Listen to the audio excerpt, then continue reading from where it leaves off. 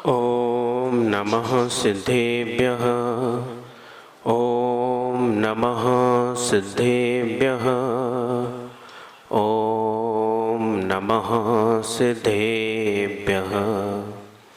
मङ्गलं भगवान् वीरो मङ्गलं गौतमो गणी मङ्गलं कुन्दकुन्दाद्यो जैनधर्मोऽस्तु मङ्गलं सर्वमङ्गलमाङ्गल्यं सर्वकल्याणकारकं प्रधानं सर्वधर्माणां जैनं जयतु शासनं जैनं जयतु शासनम्।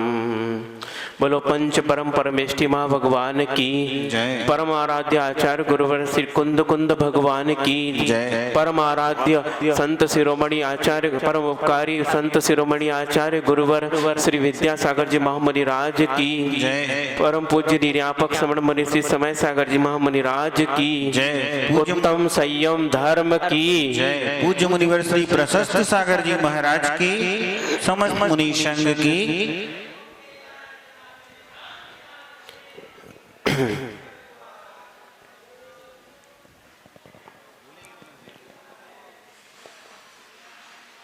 पीछे मंदिर में जो भी लोग जोर जोर से आवाज कर रहे हैं कृपया आवाज बंद करें, प्रवचन शुरू हो रहे हैं। भगवान तीर्थंकर के मुख से निकली हुई दिव्य ध्वनि जिसे जिनवाणी कहते हैं, उसे परंपरा से सुनकर पूर्वाचार्यों ने बहुत ही परिश्रम से, बहुत ही लगन से और प्राणी मात्र के कल्याण के लिए उस जिनवाणी को सूत्र रूप में अथवा गाथा या श्लोक के रूप में उन्होंने ग्रंथ की रचना की है और महान उपकार इस संसारी प्राणी पर किया है। और ऐसे ही एक आचार्य महाराज ने बहुत ही सुंदर श्लोक लिखा है कि व्यक्ति के जीवन में जब कषाय आती है तो उन कषायों को किस प्रकार शांत किया जाता है। तो कहते हैं आचार्य परमेष्टि समाम भुवि क्रोध सिखी निवार्यताम समाम भुवि क्रोध सिखी निवार्यताम नियम्यताम मान मुदार मार्दवई इयं च मायार्जवतः प्रतीक्षणं निरीहताम चाश्रय लोभ शांतये।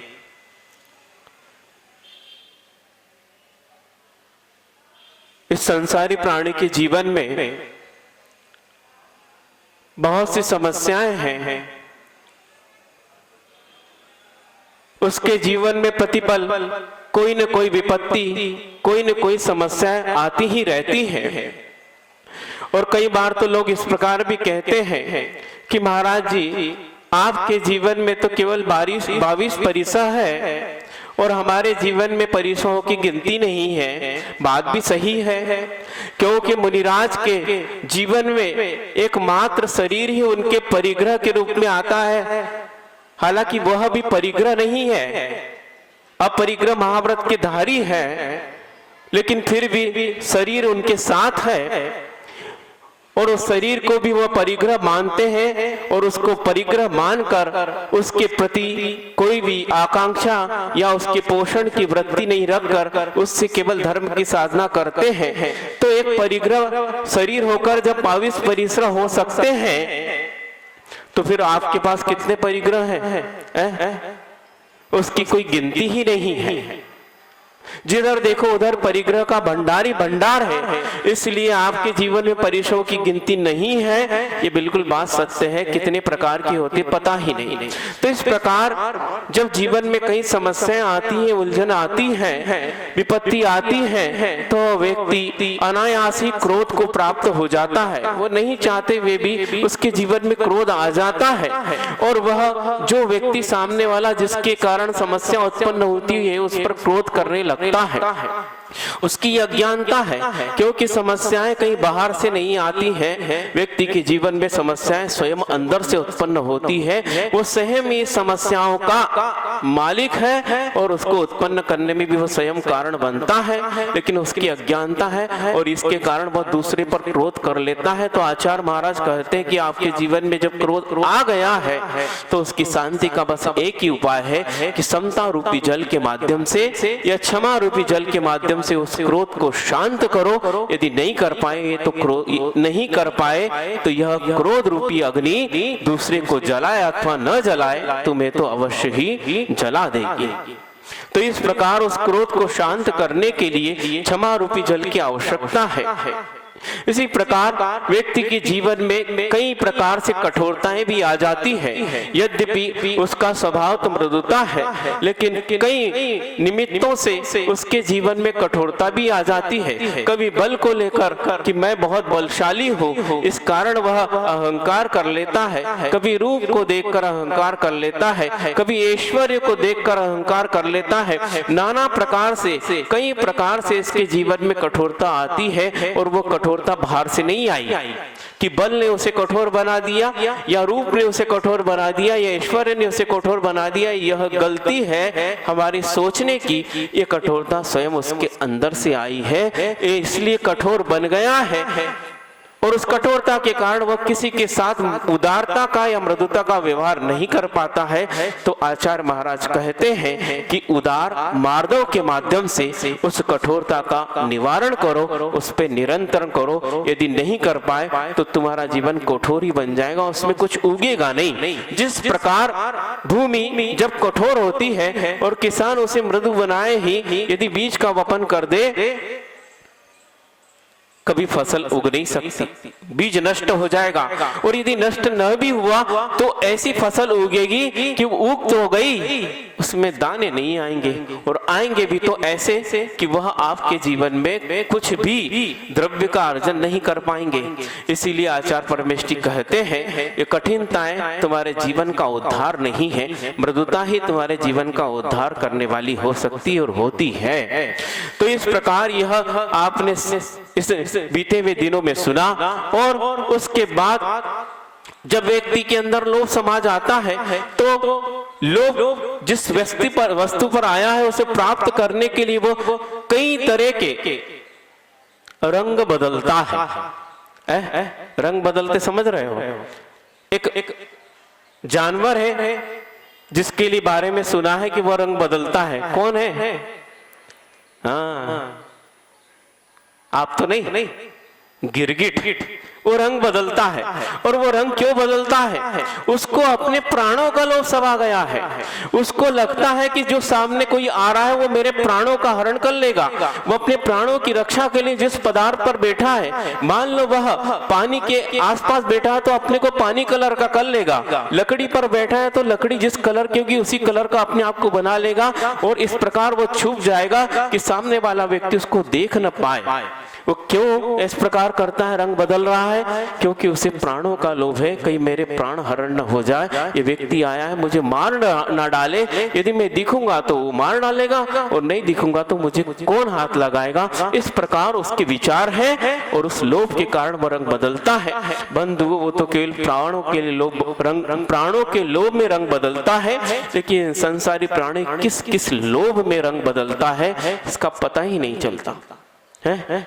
पूज्य महाराज जी ने उस दिन आर्जव के दिन वो कथा भी सुनाई थी, शायद आपको याद है कि नहीं? क्या याद है?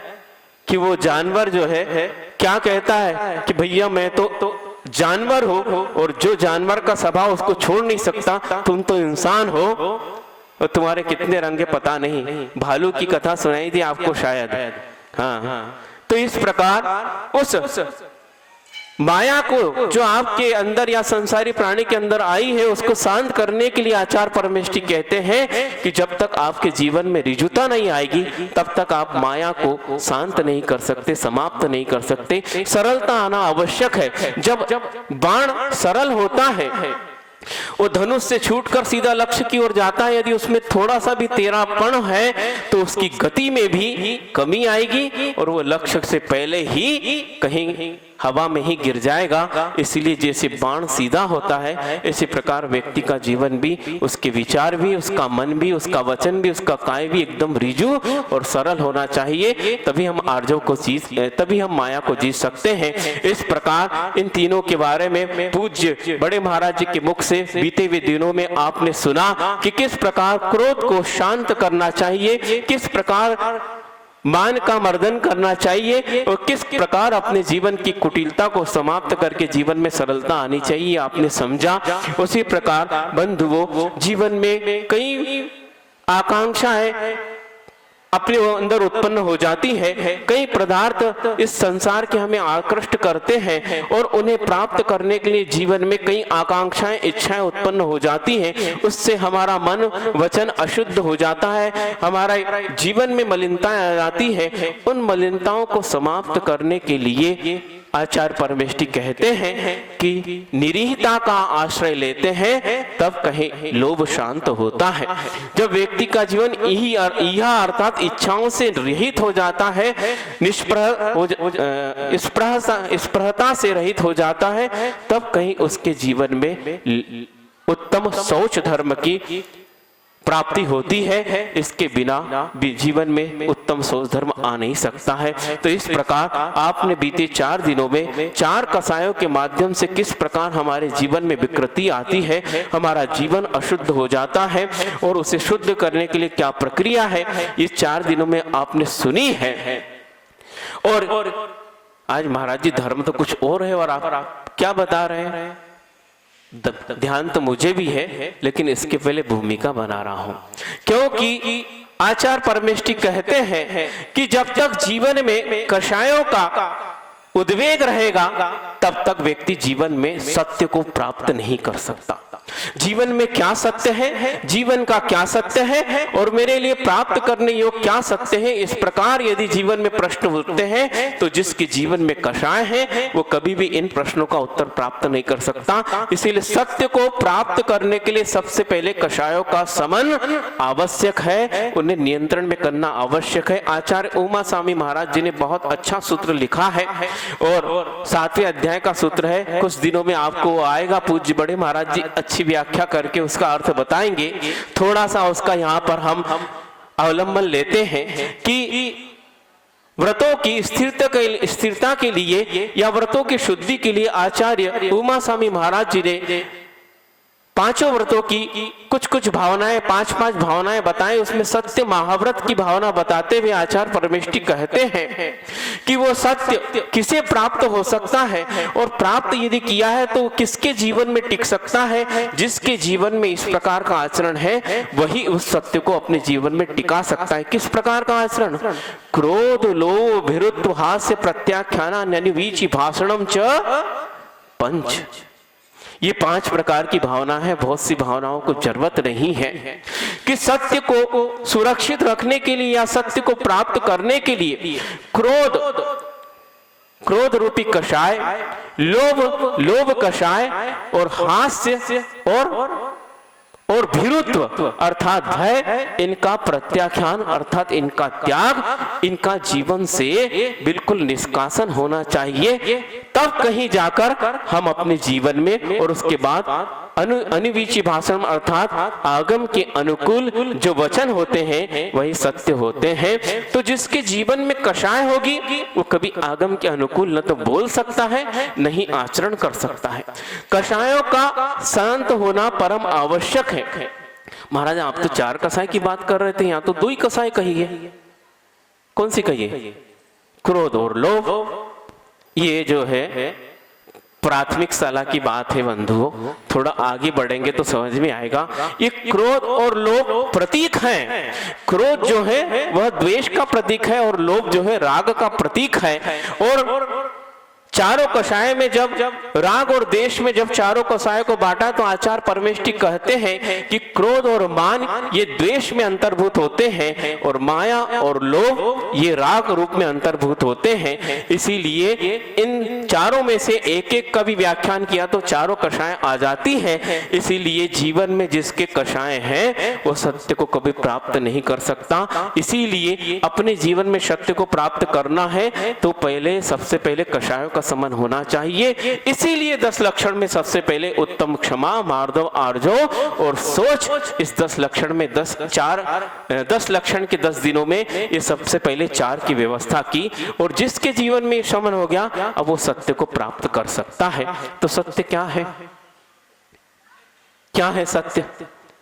कल पूज्य बड़े महाराज जी ने सत्य धर्म का व्याख्यान करते बहुत अच्छी, और हमने ये चीज हो सकता पहली बार सुनी लेकिन बहुत अच्छी लगी। और वस्तु तो यही सत्य है कि बहुत सुंदर बड़े महाराज जी ने बात कही थी कि जो सत्य होता है वो केवल वचनात्मक नहीं होता है।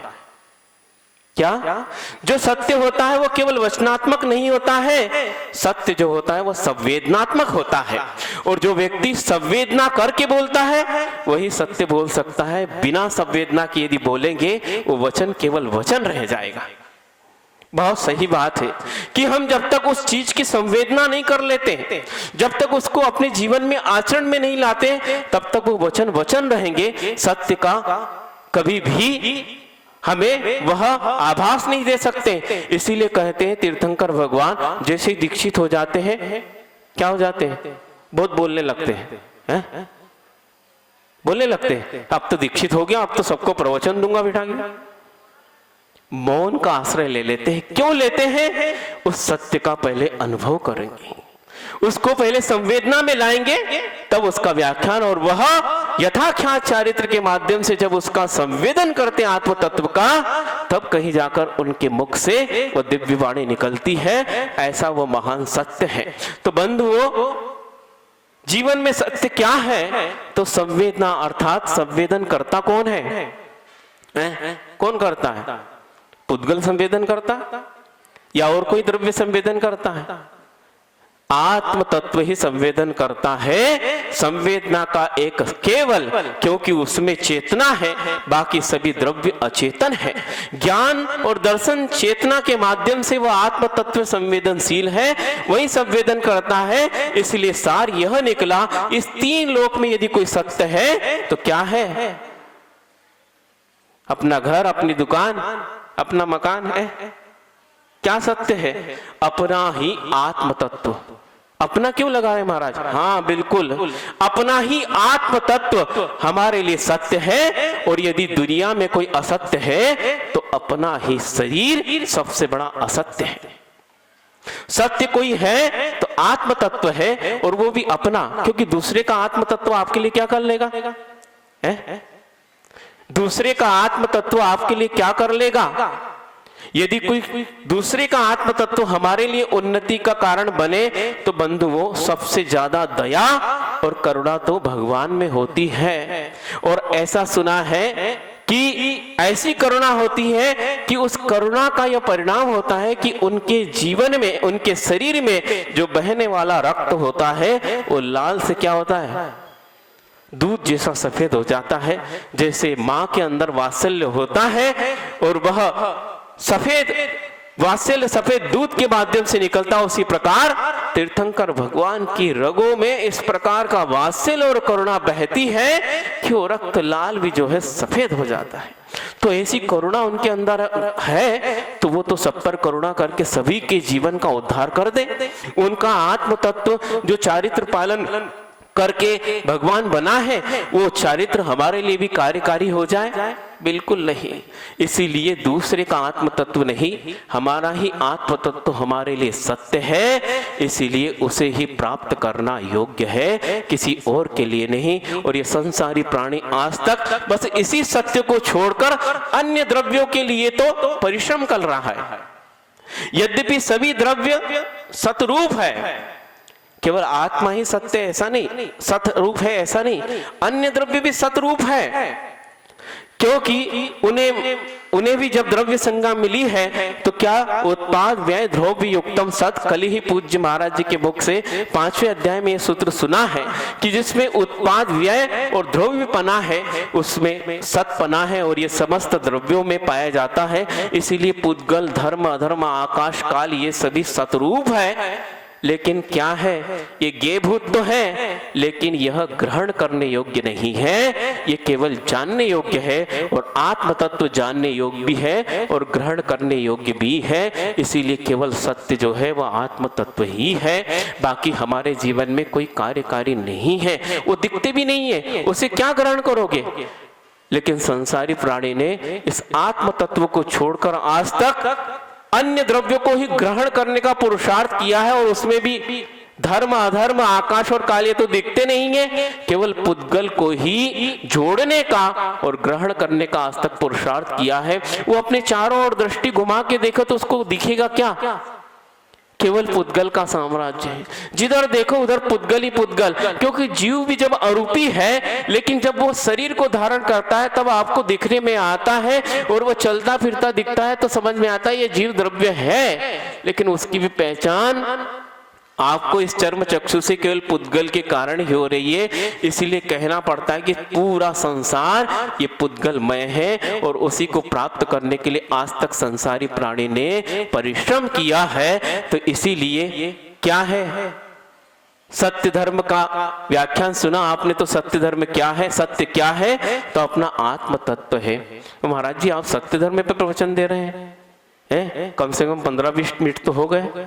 नहीं, ये तो मुझे भी पता है और तबीयत तो आज थोड़ी ठीक भी हो गई, इसलिए गलती नहीं करेंगे कि सत्य यह है। अब आगे सुनते हैं कि वस्तु तो आज उत्तम संयम धर्म है, ये हमने भूमिका बनाई संयम धर्म की कि सत्य। और एक बात और ध्यान में आ गई कि व्यक्ति कहते हैं कि मैं जी रहा हूं, मैं जीवन जी रहा हूं, आज से सुधार ले, ये सबसे बड़ा असत्य है। क्या कह रहे हैं महाराज जी, जीना क्या असत्य है? बिल्कुल असत्य है, आप जी नहीं रहे हैं। यह आगम कहता है और उसको हम सिद्ध भी करेंगे कि आप जी नहीं रहे हैं। क्या कर रहे हैं बोलो ना, है? मर रहे हैं। कोई जीवन जीता नहीं, जीवन जी नहीं रहा है, वो प्रतिपल मरण की ओर जा रहा है। और बंधु बहुत अच्छा आपके घर का ही उदाहरण दे दे, आपके पुण्य से उदय में आ गया, हालांकि वह चीज होनी नहीं चाहिए लेकिन आप मनाते इसलिए उसका उदाहरण दे रहे हैं कि आप अपने बच्चे का या अपना जन्मदिन मनाते हैं, मनाते हैं और वो केक वेक क्या रखते हैं, उसके ऊपर मोमबत्तियां जला देते हैं। मान लो आपका बेटा 4 वर्ष या 5 वर्ष का हो गया, 5 मोमबत्ती जला दी, सबसे आप पहले जला देते हैं और बेटे कहते फूंक मार। कहे फूंक क्यों मार रहे भैया, जलाई काहे को? नहीं मार, तभी जन्मदिन मनेगा। वो फूंक मार के बुझा देता है और आप तालियां बजा देते हैं। बंधु बस यही अज्ञानता है, ना आपने पाठ लिया ना आपके बच्चे ने पाठ लिया।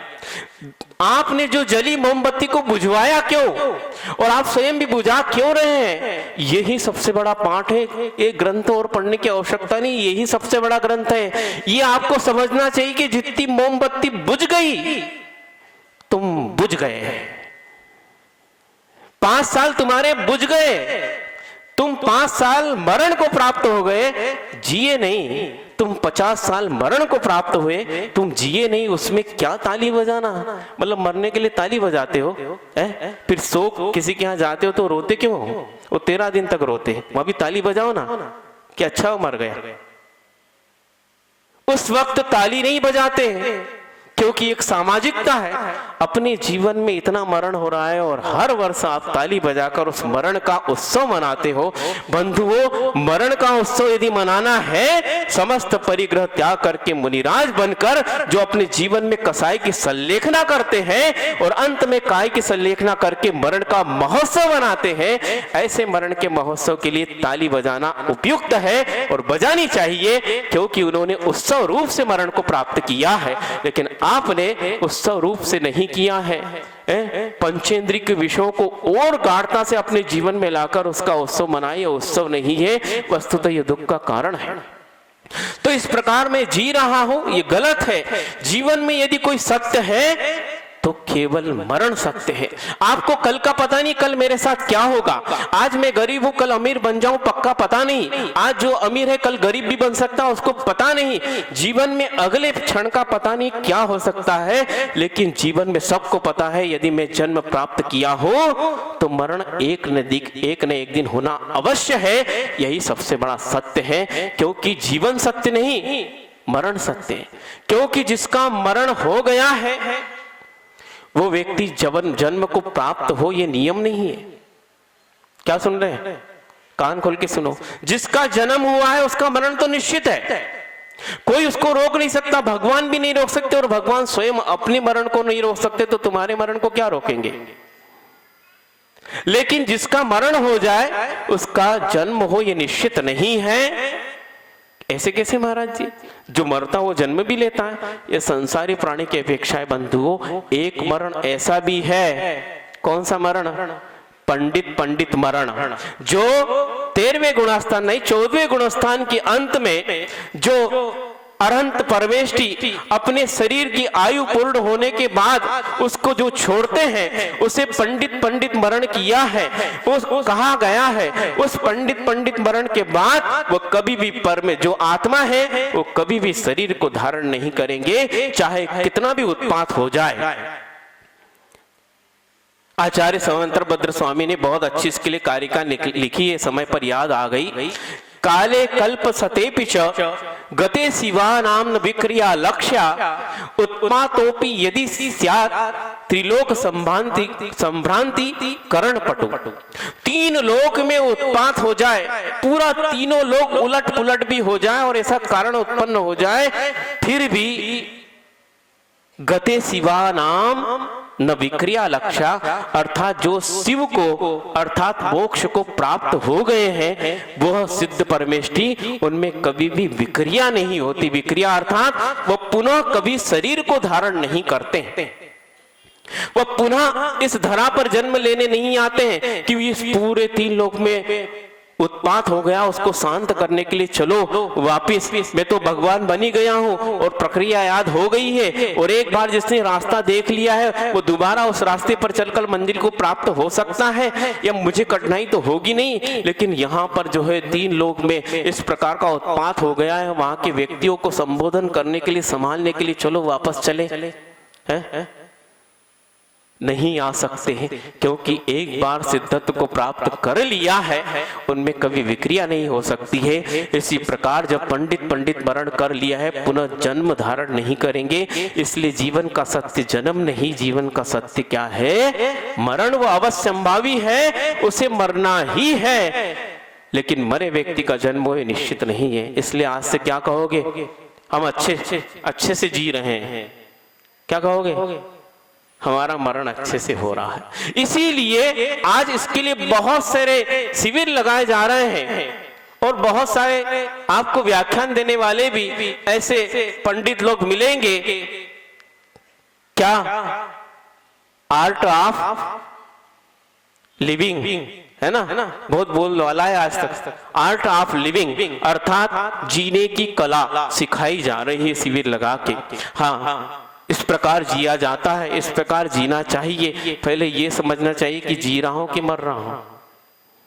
जीवन तो जी नहीं रहे, एक पल आविची मरण के द्वारा एक पल आयु कर्म के नीचे खिर रहे हैं और हम सोचते हैं हम बड़े हो गए। बड़े नहीं हो गए, बूढ़े हो गए और मरने की ओर हो। इसीलिए जैन धर्म आर्ट ऑफ लिविंग नहीं सिखाता, जैन धर्म सिखाता है आर्ट ऑफ डाइंग। डाइंग समझते हो? मरने की कला, डाइंग अर्थात मरण। जैन दर्शन मरने की कला सिखाता है कि जब जीवन में हर समय मरण हो रहा है तो मरण कैसा करना, कैसे मरना। आप मरने की ओर हो और कभी भी आपकी आयु कर्म बन सकती है। और यदि अशुद्ध परिणाम के द्वारा आयु कर्म बन गया तो वह नरक, तिर्यंच आदि दुर्गतियों का कारण बन सकता है। इसलिए आचार्य परमेष्ठी कहते हैं अपने जीवन में प्रतिपल अपनी लेशाओं को शुभ बनाए रखो, अपने परिणामों को कसाय से रहित शांत बनाए रखो।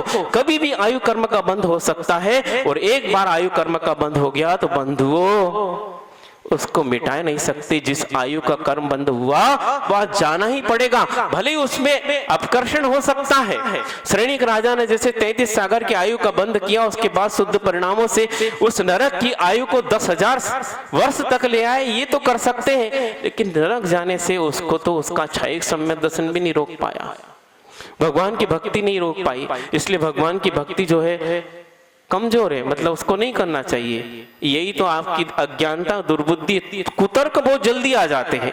बंधुओं जब 33 सागर की आयु को 10,000 वर्ष तक कैसे लाए? सागर और वर्ष कितना होता है बंधुओं? एक जम्बू द्वीप, कौन सा सागर है?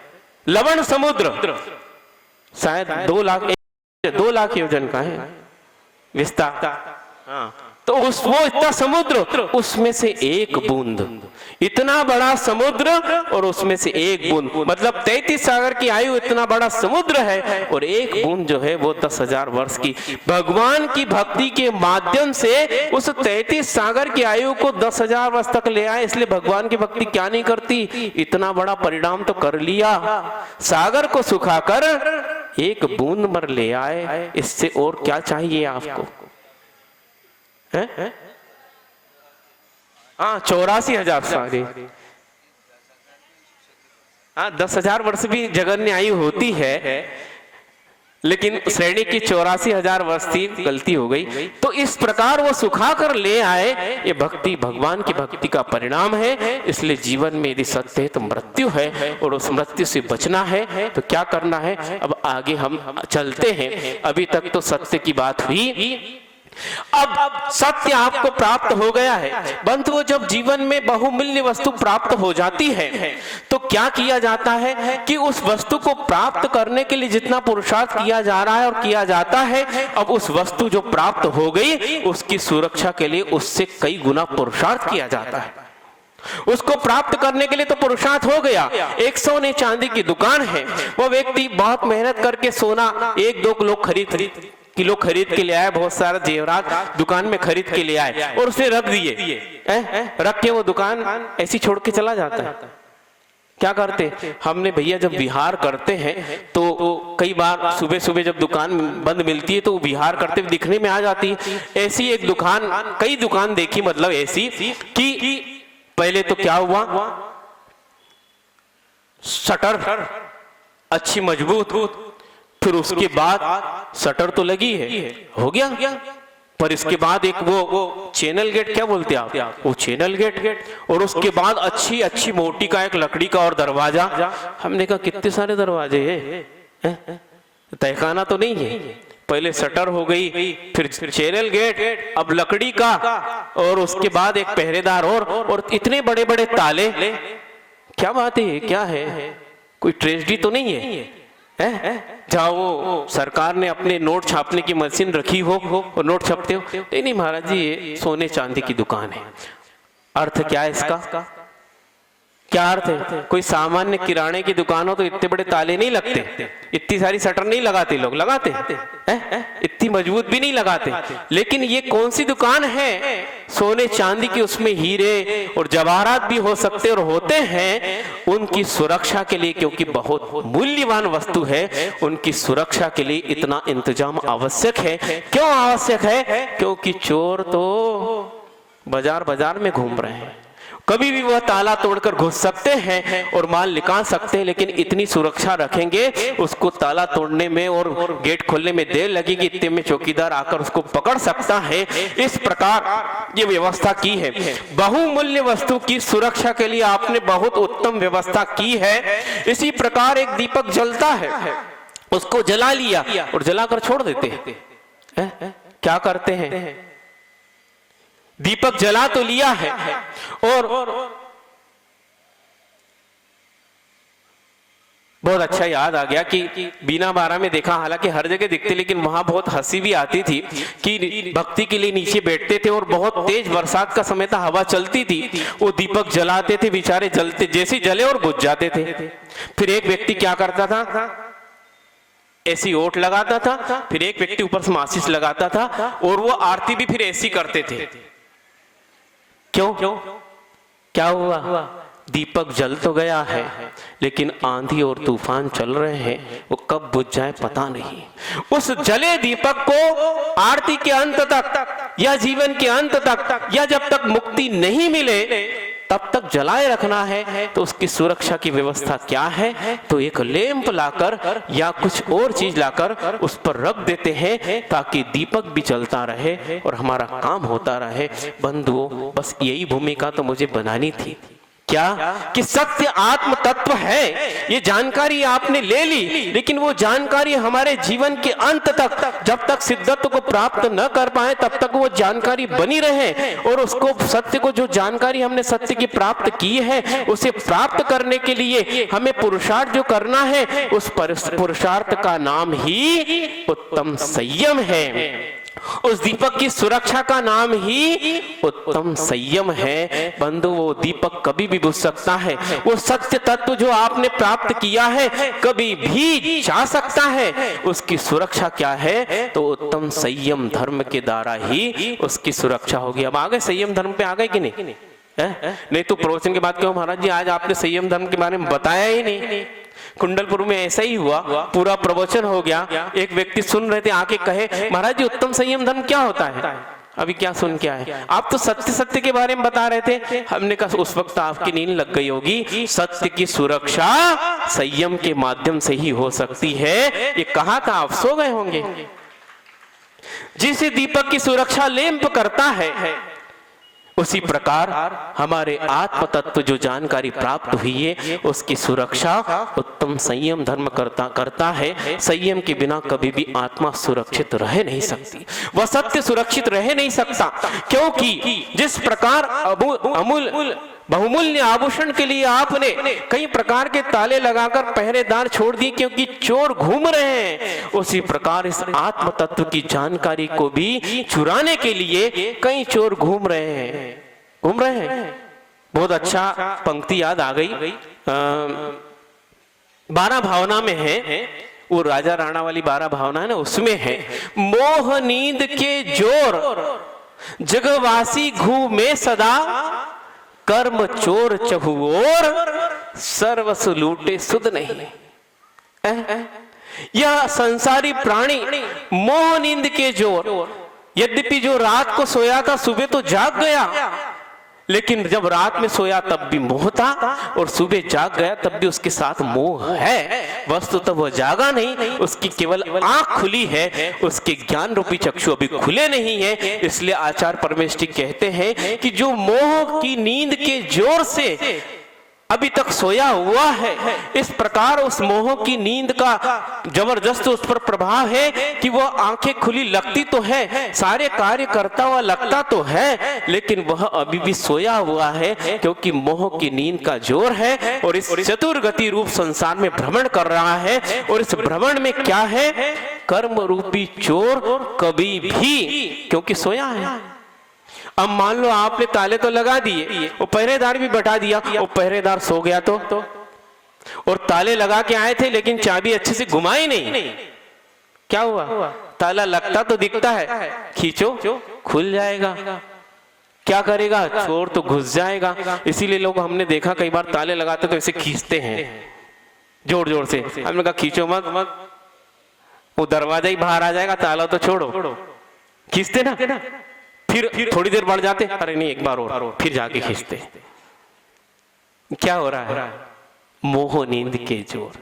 वहां तो ताला खींच खींच कर देखते अपनी दुकान बंद है कि नहीं तो बहुमूल्य वस्तु चली जाएगी। लेकिन ये संसारी प्राणी आत्मा के क्षेत्र में अपने संयम का ताला बार बार खींच के देखता ही नहीं, कब संयम टूट जाए और कब कर्म रूपी चोर अंदर आकर आपकी आत्म तत्व में बैठे हुए आपके ज्ञान और दर्शन को लूट कर चले जाएंगे और आपकी आत्म संपत्ति आत्म वैभव लूट कर चले जाएंगे, पता ही नहीं चलेगा, क्योंकि सुध ही नहीं है, कोई चिंता नहीं है। इसीलिए आप कर्म रूपी चोर चारों ओर घूम रहे हैं, उनसे यदि सुरक्षा करनी है तो कौन कर सकता है? आगे इसके लिए बहुत अच्छी पंक्ति और पंडित जी ने दी है। क्या दी है? ज्ञान दीप तप तेल भर। रोज 12 भाना पढ़ते तो है, लेकिन कभी सुध नहीं आई कभी? अब याद यदि आ गई तो सुध ले लेना और प्रतिदिन इन चीजों का चिंतन करना कि जिस प्रकार वो चोर लूट जाएंगे तो घूम ही रहे भगवान, उनको हम कैसे रोके? तो बता रहे हैं, क्या बता रहे हैं? ज्ञान दीप तप तेल भर, घर शोधे ब्रह्म छोर, या विधि बिन निकसे नहीं, बैठे पूरब चोर। है कि ये ज्ञान रूपी दीप अपनी आत्मा में जलाओ, वो जला लिया है, सत्य धर्म के माध्यम से उस ज्ञान रूपी दीप को जला तो लिया है, लेकिन उसके बाद कहते हैं उसमें संयम रूपी तप रूपी तेल को भरो, और उस तेल को भरने के बाद तेल भी भर गया और दीपक भी जल गया। अब क्या है, क्या करना है? क्या करना है? दीपक जला लिया अंधेरे में, काहे को जलाया? प्रकाश काहे को किया? कुछ वस्तु ढूंढना थी तो उसके लिए प्रकाश कर लिया। अब जला के बैठ गए, क्यों भैया? आपको भेजा था, कोई काम के लिए आपने किया नहीं? अच्छा कुछ करना भी था, मैं तो बस दीपक जला के बैठ गया उजाला करके। नहीं, कुछ और भी करना है। क्या करना है? घर शोधे ब्रह्म चोर, अर्थात भ्रम को छोड़कर अपना जो घर है, जो अंदर आत्म तत्व रूपी जो घर है, उसमें पहले कई कर्म रूपी चोर बैठे हुए हैं, उनको जाकर शोधन करो, उनको निकालो। तो वह जो निकालने की प्रक्रिया, उसको क्या कहते हैं? ज्ञान रूपी दीप को जला लिया, तप रूपी तेल भरकर, लेकिन घर को शोधने की जो प्रक्रिया, उसको क्या कहते हैं बंधुओं? उत्तम संयम धर्म उसी को कहते हैं। जो घर में आत्म तत्व में जो पूर्व उपार्जित कर्म के माध्यम से पाप कर्म बैठ गए हैं, उन्हें शोधन की प्रक्रिया करनी है। उस प्रक्रिया का नाम ही उत्तम संयम धर्म है। और इस प्रक्रिया को जब भी करोगे तो आत्मा से वो कर्म रूपी चोर, वो जो आना तो रुक ही जाएंगे। अब जो आ रहे थे इंद्रियों के माध्यम से, वो आते एकदम स्टॉप। क्यों भैया? चलो अंदर चलो। नहीं, क्यों नहीं भैया? बाहर भी पहरेदार, अंदर भी पहरेदार। बाहर से नग्नत्व है और अंदर भाव लिंग के द्वारा भाव संयम बह रहा है उस आत्मा में। ऐसे कैसे जा सकते हो? यहाँ तो कोई भी एंट्री नहीं है, नो एंट्री का बोर्ड है, और नो एंट्री के बोर्ड में चले जाते हो तो क्या होता है? क्या होता है? गाड़ी टेक के देखो, हाँ फाइन लगता है, और कितना लगता है पता ही नहीं। तो यहाँ भी ऐसा ही है, वो कर्म जो है वो नो एंट्री के बोर्ड में कभी भी दखलंदाजी नहीं करते हैं। तो इसी प्रकार ये उत्तम संयम धर्म के दिन सोचिए कि ज्ञान रूपी जब दीप जल गया है तो उससे उसकी सुरक्षा करनी है, और उस दीप के द्वारा अपने घर का शोधन करना है। दिवाली के समय आप अपने घर का शोधन करते हैं, साल में एक ही बार करते हैं, और उसके बाद कितनी गंदगी आ जाती है, और कई बार तो प्रतिदिन भी। हालांकि सब क्या होता है, वो घर की सफाई करते हैं, प्रतिदिन करते हैं। कोई पूछता है कि भैया सफाई तो कर ली, अब एक दिन तो कर ली, अब क्या रोज रोज करते हो? क्यों करते रोज रोज? भैया आंधी तूफान चलते हैं और बहुत सारी धूल उड़कर आ जाती है, इसलिए सफाई बहुत जरूरी है। जब घर की सफाई जरूरी है बंधुओं, यह आत्म तत्व भी केवल 10 दिन के लिए शुद्ध नहीं हो सकता है कि 10 दिन आ गए और बस 10 दिन में अपने आत्म तत्व की सफाई हो गई, और 365 दिन होते ना, तो 355 दिन लगे जाओ, कचड़ा भरते जाओ, और फिर 10 दिन महाराज जी के पास आएंगे, हाँ महाराज जी घर त्याग, हम 10 दिन यही रहेंगे। या घर भी त्याग नहीं करेंगे, 10 दिन संयम से रहेंगे। बंधु ये भी गलत नहीं है, कम से कम 10 दिन तो आए, सुबह का बोला शाम को घर तो आ गया, लेकिन जब एक बार घर आ गया फिर वापिस क्यों जा रहा है? कहावत तो लिख दी, हमको भी समझा देंगे महाराज जी सुबह का बोले हम शाम को आ गए ना, आ गए, अब शाम को आ गए सो जाओ और सुबह भी यहीं रहो। शाम को सो तो जाओगे और सुबह उठ के फिर दौड़ लगा देते हो। ये आना हुआ क्या? आना नहीं हुआ, ये तो जाने के लिए आए, इसलिए जब एक बार आ जाओ अब जाने की कोई बात नहीं करना। तो इस प्रकार यह जीवन में हमारे सत्य की रक्षा के लिए जो प्रक्रिया होती है या सत्य को सुरक्षित रखने के लिए जो आत्म तत्व जिस प्रकार का आचरण करता है उसका नाम उत्तम संयम धर्म है। समझ में आ गया? नहीं तो अब वहां जाके कहोगे महाराज जी संयम की क्या परिभाषा है, अब तो नहीं पूछोगे। सत्य तत्व जो आपने जानकारी प्राप्त कर ली है केवल वो जानकारी में है, उसे प्राप्त करने के लिए और जब वो प्राप्त हो जाए तो जीवन भर उसको सुरक्षित रखने के लिए जो प्रक्रिया होती है उसका नाम उत्तम संयम है। और वह सत्य तत्व किस कारण हमारे नजरों से फिसल जाता है, किस कारण हमारे पास से चला जाता है, इसको समझने के लिए हमें उत्तम संयम को समझना है कि किस कारण से वह जो प्राप्त सत्य धर्म है वो आत्म तत्व है वो कैसे फिसल जाता है। इसको हम उत्तम संयम के माध्यम से समझेंगे कि संयम कितने प्रकार का होता है। कई प्रकार की व्याख्या की गई है, 13 प्रकार का भी संयम होता है। पंच महाव्रत पंच समिति और 3 गुप्ती के द्वारा 13 प्रकार का होता है। और आचार्य उमा स्वामी महाराज जी ने 5 प्रकार का संयम भी लिखा है। सामायिक क्षोधोपस्थापना परिहार विशुद्धि सूक्ष्म सांप्राय और यथाख्यात के रूप में लिखा है। और आचार्य 28 मूल गुण को भी संयम कहते हैं। तो बहुत सारे हो गए महाराज जी, कोई शॉर्ट और स्वीट रास्ता बताइए। अब स्वीट है कि नहीं पता नहीं, लेकिन शॉर्ट तो है और स्वीट आपको लगना चाहिए। शॉर्ट बता दो। शॉर्ट यह है कि आचार्य महाराज ने 2 प्रकार के भी संयम कहे हैं, इंद्रिय संयम और प्राणी संयम। इनको जो प्राप्त कर लेगा वही 13 प्रकार का चारित्र होगा। इनको जो प्राप्त कर लेगा वही 28 मूल गुण होगा। और जो 28 मूल गुण के जो धारी होते हैं वही सामायिक संयम और छेदोपस्थापना संयम और आगे के संयम को प्राप्त करने के योग्य होते हैं। इसलिए मुख्य रूप से 2 प्रकार का संयम हो गया, इंद्रिय संयम और प्राणी संयम। इंद्रिय संयम कहते हैं कि 5 प्रकार की जो इंद्रियां हैं, जो स्पर्श इंद्रिय है, जो मुलायम कड़ा हल्का भारी और शीत उष्ण, इस प्रकार 8 प्रकार के स्पर्शों में जो स्पर्श उसको अच्छा लगता है उस स्पर्श की ओर बार बार जाती है और उसे छूने की चेष्टा करती है। इस प्रकार स्पर्श इंद्रिय के माध्यम से असंयम होता है। इसी प्रकार रसना इंद्रिय के माध्यम से और घ्राण इंद्रिय के माध्यम से, इस प्रकार 5 इंद्रिय के माध्यम से, इन इंद्रियों के माध्यम से इनके विषयों में जो लोलुपता होती है और बार बार मन उस ओर जाता है, इसका नाम इंद्रिय असंयम है। क्या इंद्रिय संयम नहीं बोला? सोचो महाराज जी ने इंद्रिय संयम बोला था। पहले हम नेगेटिव पॉइंट पहले समझा दे रहे हैं, क्योंकि जब तक दोष समझ में नहीं आती तब तक गुणों की ओर आकृष्ट नहीं होते हैं।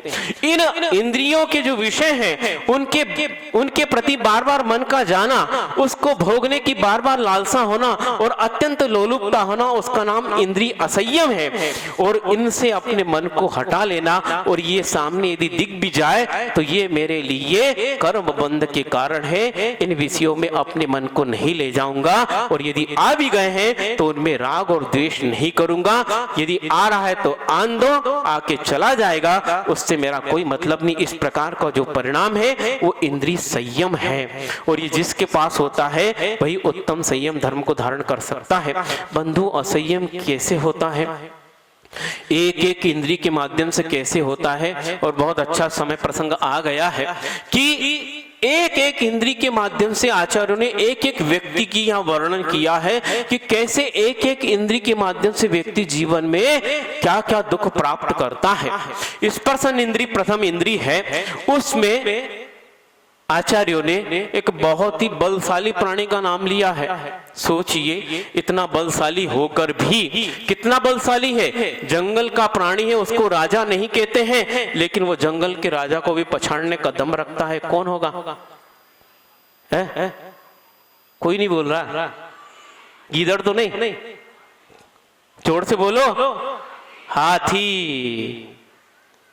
जब हाथी पर शेर मायाचारी से यदि वार नहीं करेगा तो हाथी को जीतने की क्षमता तो किसी में नहीं। मायाचारी से मतलब हाथी को जब भी शिकार करता शेर, वो सामने से वार नहीं करता। यदि सामने से वार करे तो कभी शेर जीत नहीं सकता, कितने भी शेर आ जाए, झुंड का झुंड आ जाए, कभी जीत नहीं सकता। वो करते क्या है। और एक बार तो एक कोई ने क्लिपिंग दिखाई थी और आचार्य महाराज को भी दिखाई थी, हम लोग वही देख रहे थे। तब आचार्य महाराज ने उस वक्त बहुत अच्छा उदाहरण दिया था, यही कि एक हाथी है, हाथी का झुंड जा रहा था, लेकिन उसमें से एक हाथी पीछे रह गया और शेर लगभग 20-25 वहां बैठे हुए थे।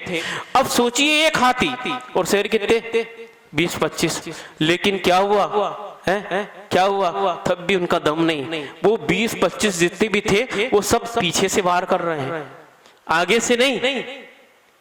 कहां से कर रहे हैं, पीछे से कर रहे हैं। जबकि एक ही हाथी है, झुंड होता तो फिर भी हम डर सकते थे, और हम 20-25 से, ये अकेला हाथी क्या कर सकता, सामने से वार करो, सामने से एक भी नहीं कर रहा है, वो सारे के सारे पीछे से उसके ऊपर लुम रहे हैं। और हाथी जो है एकदम पीछे नहीं पलट पाता, क्योंकि शरीर बहुत भारी, उसको पलटने के लिए बहुत स्थान चाहिए, लेकिन वो पलट नहीं पाता, इसलिए पीछे से वार कर रहे। तो आचार्य ने देख कर कहा था, देखिए क्या, देखिए कि यह हाथी यदि शेर सामने से वार करे, शेर इतने सारे होकर भी एक हाथी से डर रहे हैं, क्या एक हाथी से डर रहे हैं, इतने सारे शेर होकर भी, और सामने से वार नहीं कर रहे। इसी प्रकार यदि व्यक्ति के जीवन में हाथी जैसा शारीरिक बल नहीं, मानसिक बल आ जाए, तो ये कर्म रूपी शेर कहीं से वार नहीं करेंगे। क्लिपिंग तो देखी, लेकिन उदाहरण कितना अच्छा दिया, सुन के हमको भी अच्छा लगा। क्या बात है, कहां से ले आए कि ये हाथी रूपी, हाथी जितना बल शरीर में नहीं, संयमी के जीवन में आ जाए, ये शेर जो है पीछे से क्या आगे से भी कहीं से वार नहीं करेंगे। और एक बात और कही, देखो कितना बलशाली होता है ये हाथी, और शेर उससे डर रहा है, जबकि शेर मांसाहारी है और हाथी शुद्ध शाकाहारी, इसलिए शाकाहारी में ही बल होता है, मांसाहारी में बल नहीं होता। कैसे पाठ मिल जाते गुरुदेव के चरणों में। तो इस प्रकार वो हाथी इतना बलशाली है, लेकिन जब जंगल से हाथी को पकड़ना है, वो महावत भी बहुत चतुर होता है। वो करता क्या है, एक हथनी की तस्वीर, असली हथनी नहीं, एक हथनी की तस्वीर बनाता है, और ऐसा लगता कि बिल्कुल असली है। और वो हाथी इतना बलशाली, दूर से जब उस तस्वीर को देखता है और क्या करता है, अरे ये तो हथनी खड़ी है, और उस हथनी की तस्वीर के आगे एक बहुत बड़ा क्या करता है, गड्ढा खोदता है, जिसमें हाथी समझ आए इतना बड़ा अच्छा गड्ढा, और उसको एकदम ढक देता घास फूस से। वो हाथी की नजरें उस गड्ढे पर नहीं है, कहां है, उस तस्वीर पर। और वह स्पर्शन इंद्रिय के माध्यम से इतना गाफिल हो गया कि उसका विवेक ही नहीं रहा, यह तस्वीर असली है कि नकली है, इसको जानने का प्रयास भी नहीं किया। और कैसे करता, जब बुद्धि पर, विवेक पर इंद्रियों की लोलुपता का पर्दा पड़ गया है, तो कैसे उसका इस्तेमाल कर सकता है, बंधु नहीं कर सकता है। तो इस प्रकार उसके ज्ञान चक्षु बंद हो गए हैं, वो चर्म चक्षु से केवल अपने विषय को देख रहा है, और उसके लिए दौड़ लगा देता। और उसको तो छोड़ो, वहां गड्ढा भी नहीं दिख रहा है, क्या आसपास तो इतनी घास फूस हुई नहीं, यहाँ इतना ढेर क्यों लगा है, सोच सकता था, नहीं सोच सकता है। और एकदम वह दौड़ लगाता है, और उसके पहुंचने के पहले ही क्या, जिसके लिए दौड़ लगाई वो मिला ही नहीं, उसके पहले ही धड़ाम से नीचे गिर गए हाथी महाराज। काहे का बल रहा, इतना बलशाली प्राणी जिससे शेर भी डरता है, लेकिन एक स्पर्शन इंद्री की लोलुपता में और एक ही इंद्री की लोलुपता में उसने अपने बल को भुला दिया। बस यही संसारी प्राणी है कि जब इंद्री विषयों की लोलुपता होती है, उसका विवेक समाप्त हो जाता है, उसका ज्ञान समाप्त हो जाता है, ज्ञानी सम्यक ज्ञान समाप्त हो जाता है, और वह आसपास के वातावरण के बारे में सोच ही नहीं पाता, और उस विषयों को लेने के लिए दौड़ जाता है, और दौड़ता तो उसकी हालत हाथी की जैसे हो जाती है। अब हाथी इतना बलशाली, अब क्या हुआ, इतने में वो काबू में नहीं आया।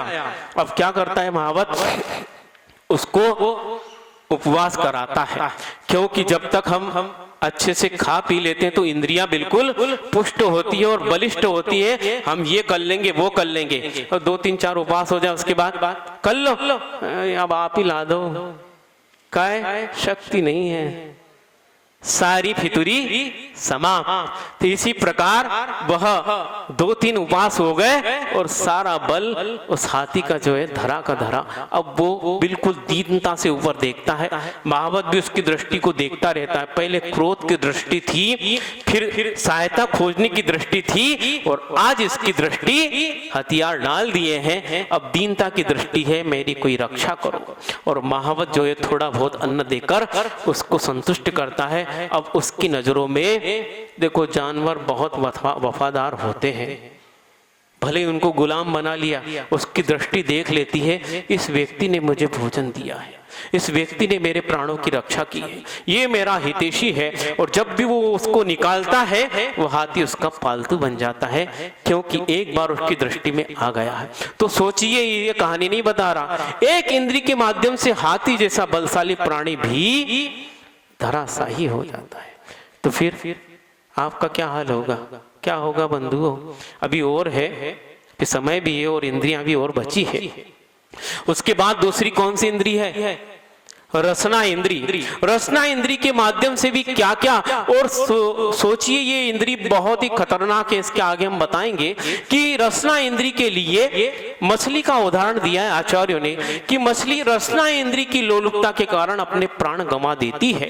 वो मछुआरा मछली पकड़ना है और वो कम मात्रा में आ नहीं पा रही है, तो वो अपनी बंसी मतलब वो क्या, वो पकड़ने का जो धागा होता है, उसमें एक बंसी बोलते हैं उसको, एक कांटा होता है, उस कांटे में छुपा कर वह की कांटा दिखे नहीं, और वह एक मछली का जो भी स्वादिष्ट भोजन है, सुनते हैं केचुआ, उसमें वह लटका देता, अभी मरा नहीं, जिंदा है, और लटका के और उसको छोड़ देते हैं। और वो मछली उस कछुए को, केचुए को, कछुआ बोला था हमने क्या, केचुआ ही बोला ना, केचुए को देख रही है। और एक बार आचार्य महाराज प्रवचन कर रहे थे और इसी इंद्रिय विषयों का वर्णन कर रहे थे, शायद आचार्य महाराज जी के मुख से या किसी के मुख से सुना कि देखिए अब वो केचुआ क्या कह रहा है, ये वर्णन कर रहे थे। बहुत अच्छा, आप भी सुनिए, और सुनिए कि हर विषय आपको भी कह रहे हैं लेकिन आप सुन नहीं पाते। वो केचुआ मछली को कह रहा है, क्या कह रहा है? मैं मरा तेरे लिए, मैं मरा तेरे लिए, तू न मर मेरे लिए। मैं मरा तेरे लिए, तू न मर मेरे लिए, तू मरी मेरे लिए, ऊपर खड़ा तेरे लिए। बात समझ में आ गई? आ गई ना? समझ में आई? पंडाल में बाहर निकलेंगे तो वही उसी के लिए मरेंगे जो आपके लिए मारने को तैयार है। वो केशवा उसको शिक्षा दे रहा है कि मत मर, यदि तू मेरे लिए, मैं तो तेरे लिए मर गया, क्योंकि इस मछुआरे ने तेरे लिए मुझे इस बंसी में बांध दिया है, और तू इसका भक्षण कर लेगी, मतलब मैं तेरे लिए तो मर ही रहा हूं। और यदि वो निकाल भी लेगा, तुम नहीं भी आओगी, निकाल भी लेगा, मेरा जीवन तो समाप्त हो ही गया है, लेकिन तुम मत मेरे लिए मरो, क्योंकि तुम यदि मेरे लिए मरोगी तो तुम्हारे लिए ऊपर खड़ा है, वो जैसे ही तुम उसको मुझे खाने को आओगी और तुम्हारी जीभ या जबड़ा इस कांटे में फंस जाएगा, और ऊपर वो मछुआरा खड़ा है, तुम्हें पानी से निकाल लेगा, और निकालने के बाद प्राण लेने की आवश्यकता नहीं, जल के बिना मीन जीवित नहीं रहती है। इसीलिए वो शिक्षा दे रहा है। इसी प्रकार प्रत्येक विषय आपको शिक्षा देते हैं, मेरे लिए मत मरो, मेरी कोई इतनी हैसियत नहीं है, तुमने अपनी लोलुपता के कारण मेरी हैसियत बढ़ा दी है, लेकिन मेरे लिए यदि तुम मरोगे तो तुम चारों गतियों में मरते ही जाओगे, कभी जीवन नहीं जी पाओगे। इस प्रकार विषय कह रहे हैं। और ये रसना इंद्री तो इतनी खतरनाक है, कैसी खतरनाक है, ये हर तरफ से खतरनाक है। कैसी खतरनाक है? कल पूज्य महाराज जी ने कहा था कि वचनों का असंयम भी बहुत खतरनाक है। ये जीभ बोल कर तो अंदर चली गई, अब आफत किसकी आ गई? किसकी आ गई? वो बोलकर अंदर चली, किसी ने जीभ खींचकर काटी है, तुम्हारी जीभ ने बोला है, उसको किसी ने सजा दी है? कभी नहीं दी। वो बिल्कुल अंदर जाकर एकदम चुपचाप बैठ जाती है, पिटो। वो बोलकर चली गई, उसका कुछ नहीं हुआ, पिटाई अपनी हो रही है। बंधुओं, ये जीव इतनी खतरनाक है। और जब वो स्वाद के माध्यम से ये जीव, और स्वाद कितने में आता है? बोलो, स्वाद कितने में आता है? यहाँ लगा के देखो रसगुल्ला, स्वाद आ जाएगा। आंखों में लगा के देखो, कानों में लगा के, जीभ में भी कितनी 4 अंगुल की नाप के देख लेना, उतनी 4 अंगुल में भी स्वाद है, कहीं स्वाद नहीं। उतरी माटी, उतरी घाटी, बस ये घाटी उतरना है। वो 4 अंगुल की जीभ है, उसमें स्वाद है। और स्वाद के लेने के लिए क्या करता? दासन चौथ, क्या बोलते हैं? अच्छा याद आ गया तुम्हें, एक बुंदेलखंड की भाषा है, क्योंकि 10 लक्षण लगने हैं और आज धास लो। क्या धास लो? अच्छे से धास लिया तो 10 लक्षण भी गए, अब पेट खराब हो गया। मतलब रसना इंद्री ने लोलुपता की और वो खा के चली गई। और वो कहां गया? अंदर। अब परेशानी किसको? जिह्वा को परेशानी हो रही है। किसको हो रही है?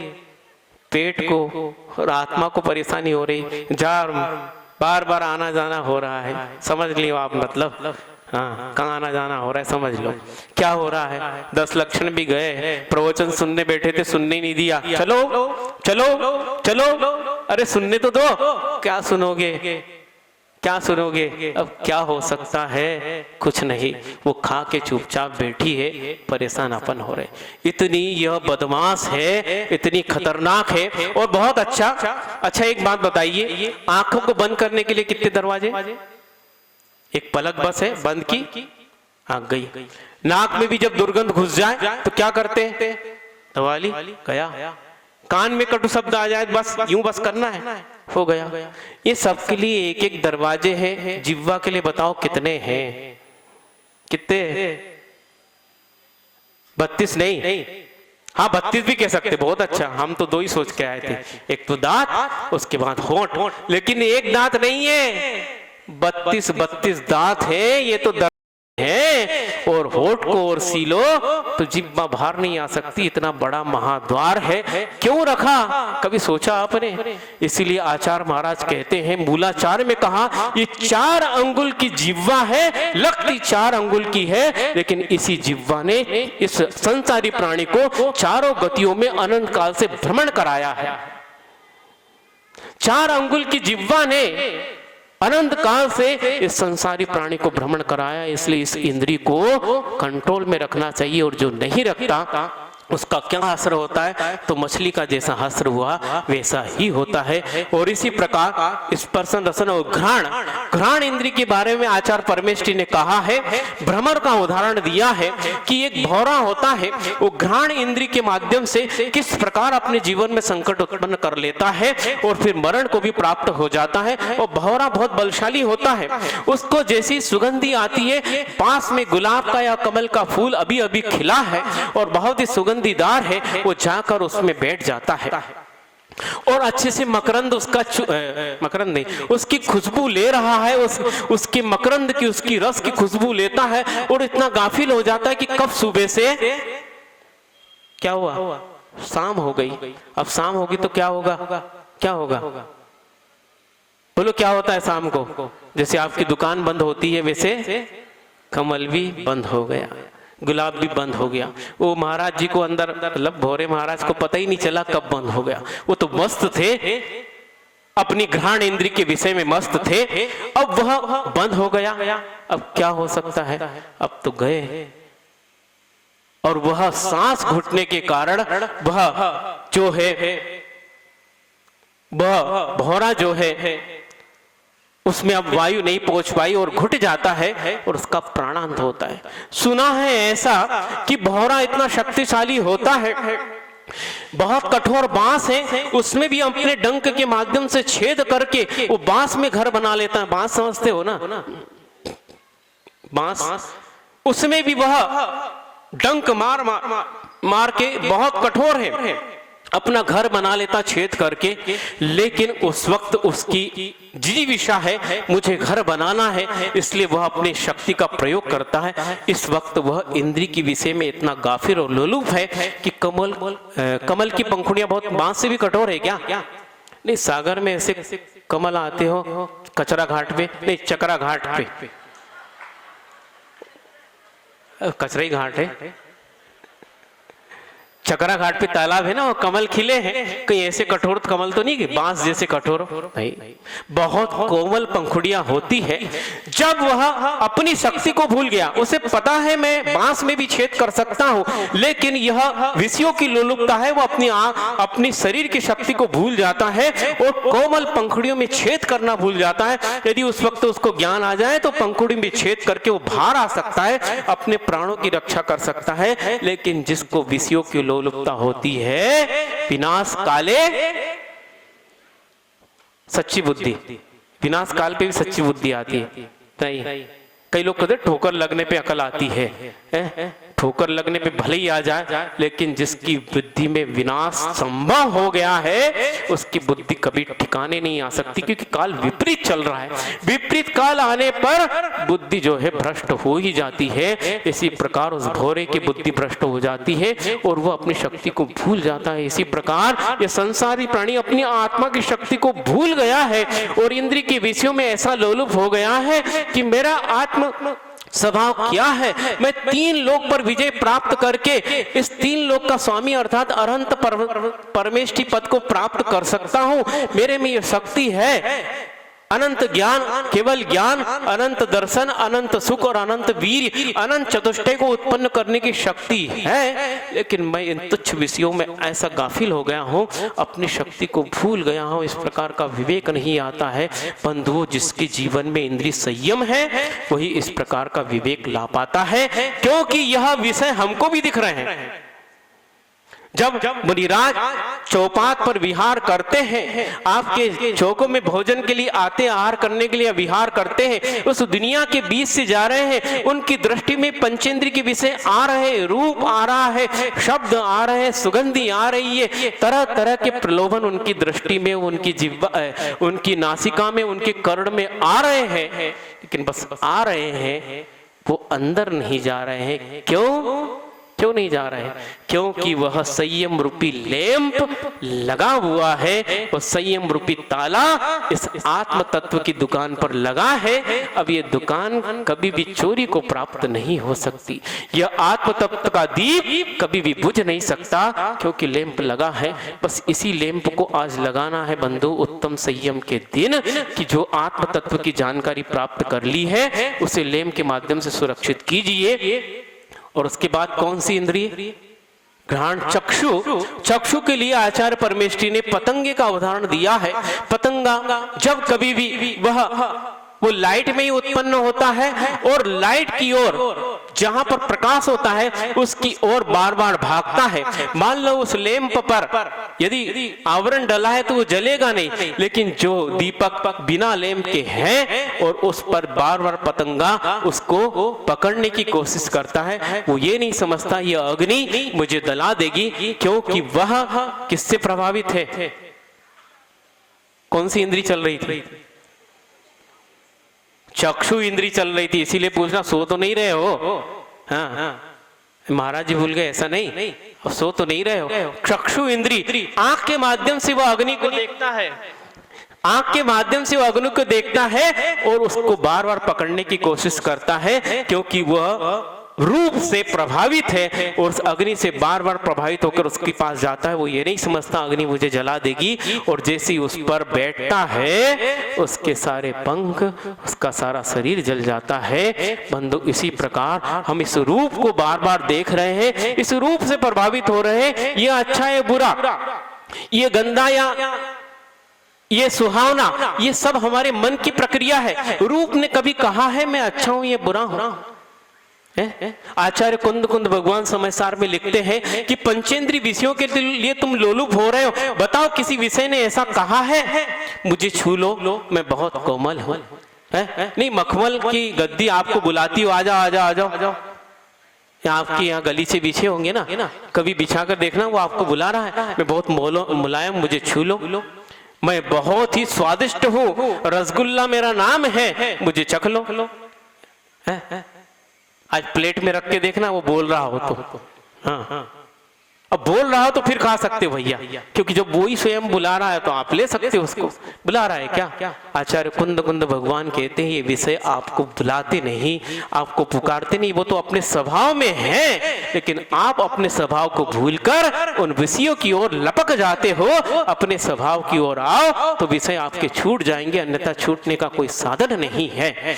तो इस प्रकार वह चक्षु इंद्रिय के माध्यम से अपने आप को जला लेता है। और कर्ण इंद्रिय के लिए आचार्य ने कहा है, सर्प का उदाहरण दिया है। सर्प इतना जहरीला और वो आहट पाते ही एकदम ऐसे फुतकार करके डंक मार देता है। और कुछ सर्प तो ऐसे होते हैं वो दूर से ही विष छोड़ते हैं, वो पास आने नहीं देते। इतने खतरनाक किंग कोबरा और कौन कौन से हैं, वो दूर से ही विष छोड़ते हैं और उस विष के प्रभाव से वो स्पर्श किया और मर गया आदमी। खून में मिलने की जरूरत भी नहीं है, स्पर्श मात्र से, उसके जहर के स्पर्श मात्र से आदमी मर सकता है। इतने खतरनाक सर्प होते हैं, लेकिन वो सर्प भी कर्ण इंद्रिय की लोलुपता के कारण क्या होता है?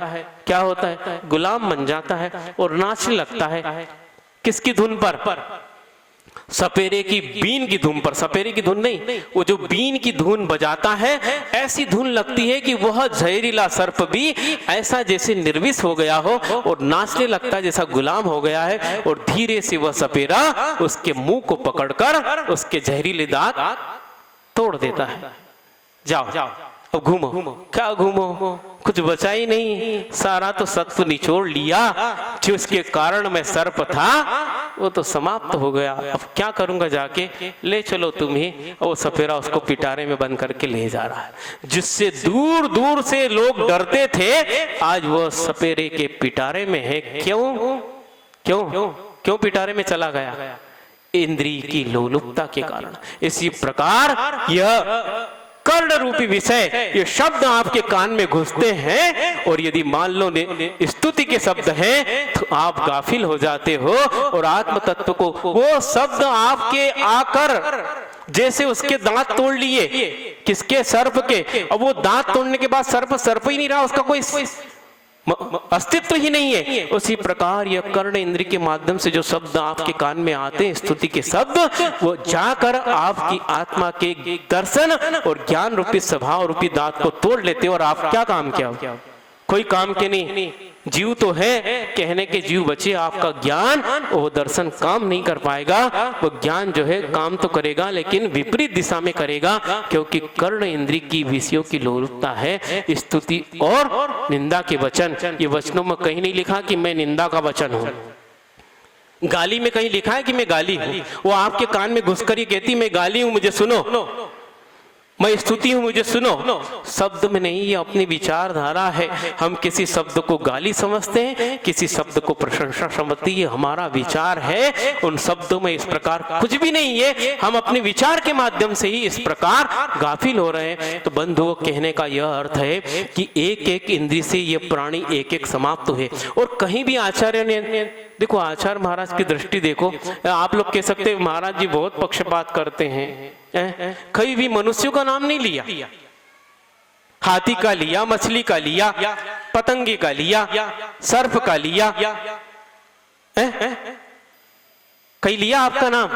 मनुष्य का एक भी जगह नाम नहीं आया। कहना ये चाह रहे आचार्य महाराज कि यह जानवर भी शक्तिशाली होकर भी एक एक इंद्रिय के माध्यम से इस प्रकार वो अपने जीवन में संकट उत्पन्न करता है। ये मनुष्य तो जानवर से भी बड़ा गया बीता है। ये पांचों इंद्रिय के विषय बहुत लोलुपता से भोगता है। इसकी एक इंद्रिय प्रिय नहीं है। इन जानवरों की तो एक एक इंद्रिय प्रिय है और उसी विषय की ओर दौड़ते हैं। ये मनुष्य की कोई इंद्रिय प्रिय नहीं, वो सभी इंद्रिय के विषयों की ओर ऐसी दौड़ लगाता है कि हवाई जहाज भी क्या दौड़ लगाएगा, ऐसे ही लगाता है। तो इस प्रकार आचार्य ने कहा है, इसीलिए चेत जाओ, ये मनुष्य जन्म आपको मिला है, ये दुर्लभ मनुष्य जन्म मिला है। और उसमें भी दुर्लभ यह आर्यखंड मिला है, जहां पर मोक्ष मार्ग का आज भी प्रवाह चालू है। उस आर्य खंड में भी उत्तम कुल में आप पैदा हुए हो, जिस कुल में जैन धर्म की आराधना होती है, जिस कुल में दिगंबर मुनियों की पूजा होती है, जिस कुल में सम्यक दर्शन सम्यक चारित्र को पालन करने वाले व्यक्तित्व उत्पन्न हुए हैं, ऐसे उत्तम कुल में उत्पन्न हुए हो। और उसके बाद उत्तम संगति अर्थात ऐसे ऐसे पंच परमेष्ठियों की संगति। आज सिद्ध परमेष्ठी तो कभी किसी के काल में मिलते नहीं, लेकिन चतुर्थ काल में अरंत परमेष्ठी साक्षात दिखते हैं। आज अरंत परमेष्ठी नहीं है, लेकिन अरंत परमेष्ठी नहीं इसका गम नहीं है, क्योंकि गुरुदेव अरंत से कम नहीं है। वे हमें मिले हैं और उनके आचरण को देखकर और उन्होंने ही ऐसे अनंत मार्ग को निर्बाध प्रवाह करने के लिए ऐसे ऐसे युवाओं को और ऐसे मुनियों को तपस्वियों को आपके नगरों में और आपके धर्म ध्यान के लिए ऐसे एक दो नहीं 130 मुनिराजों को व्यक्तियों को दीक्षित करके इस भारतवर्ष की धरा को पवित्र करने के लिए, क्योंकि संतों की रज जहां भी जाती है चरण रज से ही वो धरा पवित्र हो जाती है। और आपके नगर में भी ऐसे बड़े बड़े महाराज जी पूज्य निर्यापक श्रवण बड़े महाराज जी जिनका अनुभव और जिनकी साधना और जिनकी तपस्या ऐसे दीर्घकालिक होकर इस प्रकार चमक रही है और आपको सौभाग्य मिल रहा है, ये पूज्य गुरुदेव की ही पुरुषार्थ का फल है। उन्होंने अपने लिए तो कल्याण कर ही लिया लेकिन अपने जीवन में ऐसा कठिन पुरुषार्थ करके लिए दूसरों के लिए भी कल्याण के मार्ग खोले हैं और ऐसा परिश्रम किया है कि आपको इस प्रकार की संगति मिल रही है। तो उत्तम संगति आपको मिली है, उत्तम कुल मिला है और आपको पंचेंद्री संगी का शरीर मिला है और स्वस्थ मिला है। अब इतनी दुर्लभता मिलने के बाद भी यदि संयम जो बहुत दुर्लभ है उसको प्राप्त नहीं कर पाओ तो आपका जैसा दुर्भाग्यशाली कोई व्यक्ति मुझे इस संसार में नहीं दिखता। गुरु के चरणों में भी कल पूज्य महाराज जी ने कहा था कि गुरु के निकट आकर भी यदि वहां से खाली हाथ लौट रहे हो तो बंधुओं तुम्हारे जीवन में कल्याण का कोई मार्ग नहीं है। वे लुटा रहे हैं ऐसी मणियां, उसके बाद भी खाली आ रहे हो, खाली मत आओ। जीवन में थोड़ा सा भी संयम लो, थोड़ी मात्रा में भी यदि लोगे वो आपके जीवन के दीपक को, ये अभी दीपक है वो एक दिन बहुत बड़ा मणि दीपक बन सकता है। छोटा नियम ही बड़े यम अर्थात महाव्रत की नींव है। एक छोटे से नियम को भी लेकर किस प्रकार सियार ने होशियारी करी थी और वो देव पद को प्राप्त हो गया। यमपाल, चांडाल, धीवर आदि बहुत से उदाहरण है। छोटे से संयम लेकर भी, छोटा सा संयम लेकर भी अपने जीवन में किस प्रकार का उसने देवत्व रूप प्राप्त किया है। इसीलिए भले ही छोटा सा संयम हो लेकिन लो जरूर। जिसका जीवन संयमित नहीं है वो व्यक्ति कभी भी सत्य धर्म को पा नहीं सकता, अपना नहीं सकता, केवल उसका सुन सकता है और सुनकर भी वह इस कान से सुला उस कान से निकाल देगा। इसलिए सत्य को सुरक्षित रखना है तो उत्तम संयम धर्म का पालन करोगे तभी सत्य सुरक्षित रह सकता है सबके जीवन में। और सत्य सुरक्षित रहे संयम के माध्यम से अहिंसा परमो धर्म की जय। बोधि समाधि परिणाम शुद्धि स्वात्मोपलब्धि शिव शौक सिद्धि चिंतामणिम चिंतित वस्तु दाने तो अवंद मानस ममास्तु देवी। द्वादशांग जिनवाड़ी माता की जय। परम पूज्य आचार्य गुरुवर से विद्यासागर जी महामुनि राज की जय। परम पूज्य मुनि श्री निर्यापक मुनि श्री समय सागर जी महामुनि राज की।